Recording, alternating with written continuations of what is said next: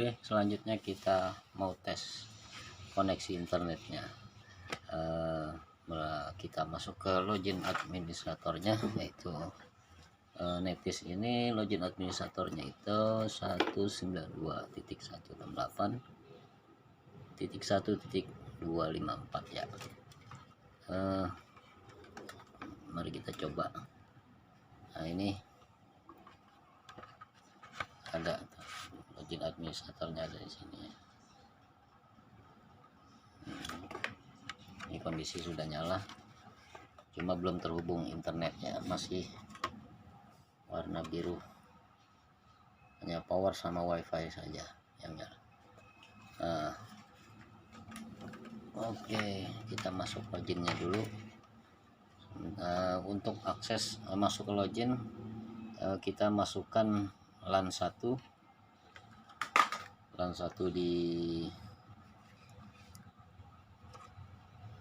di router, masuk ke LAN Ethernet card yang ada di laptop ya.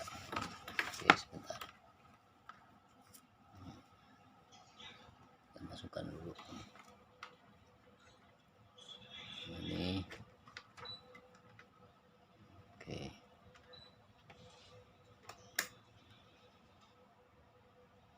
nah dia akan simbolnya. Oke, dia tersambung tapi tanda seru, pertanda dia belum ada data internetnya. Lebih dahulu mari kita masuk ke login. Kita masuk ke browser, Firefox bisa atau Google Chrome bisa ya. Nah, kita ketikkan di sini 192.168.1.254, enter. Nah, di sini saya dulu pernah masuk login, jadi kesimpan ya. Login administratornya tuh ada di belakang perangkat routernya. Nama penggunanya tuh guys ya. Nah, di sini kata sandinya pun ada di bawah. Biasanya guys add app berapa gitu ya. Oke, kita langsung masuk aja login. Nah, ini tampilan menu pertama, router wireless Netis ini seri N2 ya. Kalau kita perhatikan di sini ada quick setup. Di sini ada koneksi internetnya, internet connectionnya nih. Dia ada beberapa settingan, ada dynamic itu DHCP, otomatis dia akan otomatis memasukkan IP internet dari provider ya. Kalau statik kita bisa manual dengan mengetik sesuai apa yang sesuai di internet provider. Ketiga, PPOE bisa, ini support PPOE dan Rusia PPOE, terus L2TV Rusia dan PPTP ya. Jadi sistem koneksi internetnya ada berapa macam ya. Nah, ini kita dinamik aja. Untuk pengetesan awal kita bikin dinamik, nanti otomatis dia akan mengisi IP internetnya yang berdasarkan provider kita ya. Nah, menurut yang kedua ini kita bisa langsung mengubah nama wifi yang seri 2,4 GHz nya di sini ya. Ini yang 5 GB nya. Nah, ini status enable ya. Password bawaannya itu biasanya passwordnya tulisannya seperti ini. Nah, ini password bawaannya router ini ya. Jadi masih default bawaan pabrik.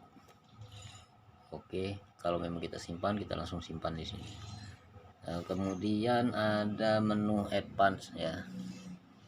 Dan sini ada advance. Oh ya, select language ya. Share language di sini kita bebas pilih yang mana kita ngerti ya, atau diautokan saja, biasanya English ya gitu, kita autokan saja ya. Kemudian di atasnya ada advance tuh menu-menu full akses ya. Di sini ada yang pertama seri N2 ini bisa kita melihat status di sini, status koneksi internetnya sudah ada belum.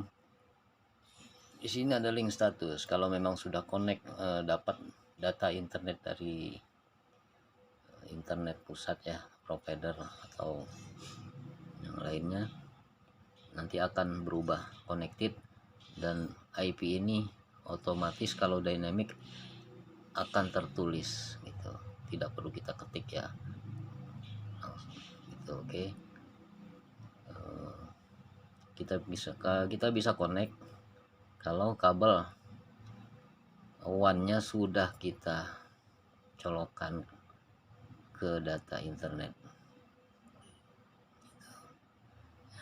Kemudian status LAN-nya ya, di sini IP masih bawaan, dia punya IP address 1.254 segmennya ya, ujungnya. DHCP-nya enable ya. Ini kalau settingannya WAN. Kemudian ada status wireless, di sini juga nampil ya, apa yang kita masih bawaan, terus apa yang kita rubah. Ini ada 2,4G dan ini di bawahnya 5 GHz. Nah, ini tampilan status seri Netis N2 ya. Kemudian di pengaturan lain selain status ada network. Di sini ada WAN ya. WAN itu wire akses internet ya, sumber internet. WAN wire access network. WAN ini ada dua tipe seri ini, bisa melalui wire. Nah, ini kabel ya. Kalau kita pakai kabel dari internet rumah kita yang sudah berlangganan, colok saja di LAN 1, masuk ke router Netis ini ke posisi tulisan WAN, portnya warna kuning ya, di sini warna kuning. Nah, colokan saja di sini kuning, itu jalur port 1, itu jalur sumber internetnya. Nah, sementara saya belum colok ini. Oke. Kemudian bisa melalui wireless, jadi koneksi sumber internetnya bisa melalui wireless. Jadi di rumah kita ada wireless SSID, kita tembak kemari ya gitu ya. Intinya dia jadi extender, bisa boleh dibilang, atau sebutan kerennya WISP ya gitu. Jadi mendapatkan data internet melalui via wireless to router ini gitu. Ya, kalau memang wireless kita pilih wireless di sini, dan nanti akan tampil disuruh scan SSID WiFi mana saja yang mana yang akan kita pilih. Di sini akan nampil otomatis, dan masukkan password utama. Oke. Kemudian ini kita wireless saja, kita wire aja pakai kabel ya nanti. Kemudian LAN-nya, nah LAN ini di sini ada LAN IP setup. Untuk memasukkan login ke menu ini nih, kita panggil yang seperti awal 12254 ya. Nah, ini LAN IP address. Kemudian ada DHCP server. DHCP server ini kalau kita enable, maka DHCP IP address bawaannya itu saat DHCP servernya. Oh, ini DHCP server dari segmen kita enablekan akan mendapatkan IP addressnya dari perangkat ini gitu.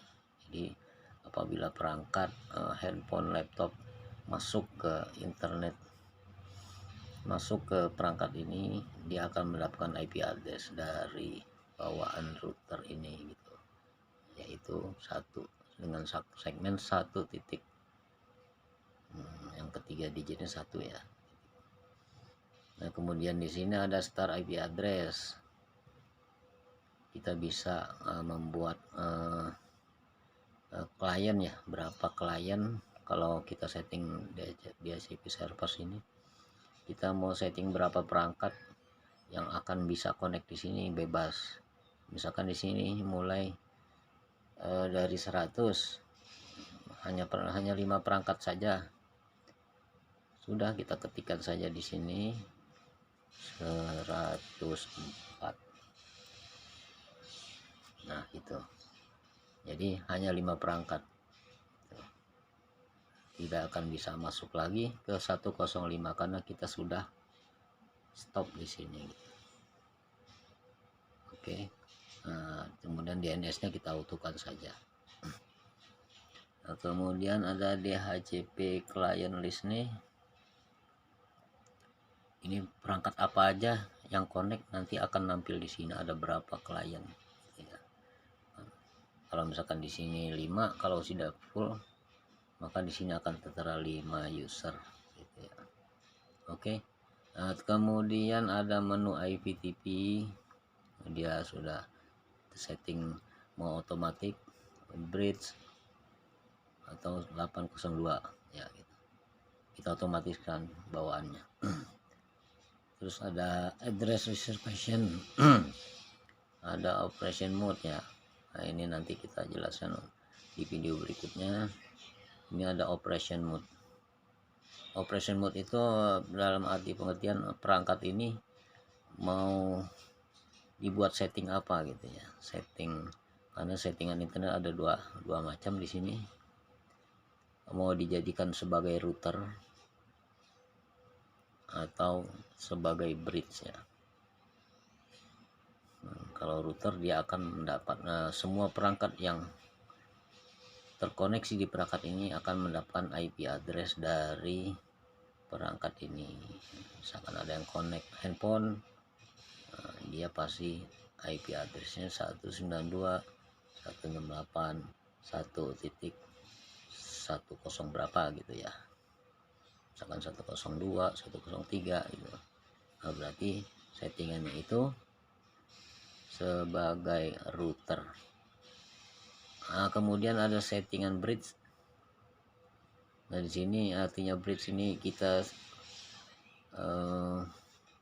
koneksi internetnya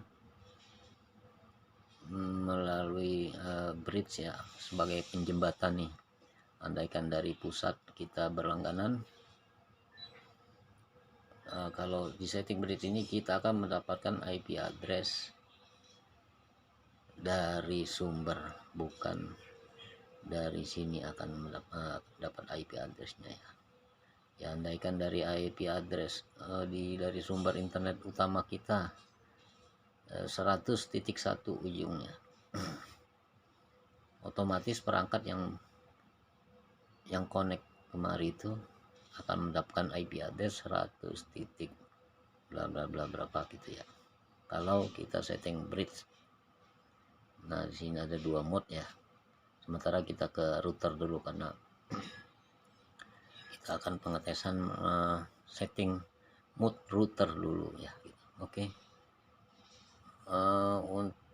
Yang terpenting sih ini untuk penyetingannya, jadi cukup lumayan, pengaturannya detail ya. Kita percepat. Yang ini IPv6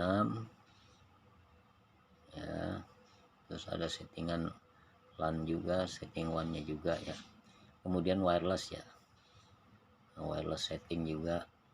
Di sini kita akan ganti wirelessnya, yang seri 2,4 giganya kita ganti apa aja bisa di sini ya, sebebas kita. Kemudian passwordnya juga kita bisa ganti gitu ya. Ini untuk settingan wireless 2,4 G. Nah, kemudian ada ini menu-menu tambahan ya untuk wireless 2,4 ini, make filter, WPS setting, multiple SSID. Kita akan bikin berapa SSID di sini tambahan, bisa ya, jadi 3 SSID gitu. Wireless advance pengaturannya di sini ya, banyak deh. Wireless client list, nanti akan nampil nih yang connect ke wireless, di sini akan tertera gitu ya. Oke. Nah, kemudian ada wireless 5G, pengaturan wireless 5G nya ya. Nah, di sini sebagai access point ya, sudah otomatis sebagai access point kalau kita kirut. Oke, di sini pengaturannya sama seperti 2,4G. Kemudian ada bandwidth control juga, pengaturan bandwidth di sini. Speednya kita mau setting berapa mega pun bisa ya seri ini. Cukup detail nih seri ini gitu. Forwarding ya ada semua tuh, virtual DNS. Nah, kemudian access control ya ada semua. Terus dynamic DNS kalau kita mau setting manual, kita punya sudah pernah daftar. Ada advance tuh, advance juga pengaturan IPTV, pengaturan segala ada di sini. Oh, udah support TR069 ini. Andaikan kita punya ID, tinggal masukkan saja di sini URL. Cukup lengkap. Nah, kemudian yang menu terakhir yaitu system tool. Di sini ada upgrade sistem ya, firmware upgrade ada menunya. Backup dan restore juga ada. Kalau kita sudah setting, kita bisa backup langsung, jadi supaya backup settingan kita nggak hilang, atau di restore ya. Kemudian ada diagnostic tools, ini sistem toolnya juga sangat lengkap ya gitu. Ada time setting, pengaturan jam ya, by internet ya, NTP server tuh. Kemudian untuk penggantian user login administratornya ya, kita ganti di sini. Bisa kita ganti nama guest ini, yang pertama kali kita masuk kita bisa ganti ya gitu. Dengan caranya dengan menulis new username, guest ini kita ganti dengan apa, kayak admin. Kemudian passwordnya kita bikin admin juga. Kemudian kita confirm lagi nih passwordnya, langsung save. Nanti setelah reboot dia akan meminta username dan password baru untuk masuk ke login menu ini. Oke, sepertinya banyak sudah. Statistik, system log, watchdog, schedule setting, kita bisa schedule ini jam berapa pengaturannya ya, waktu rebootnya nanti otomatis reboot jam berapa, kita bisa setting melalui schedule setting. Terus sistem restart juga, sistem restart tuh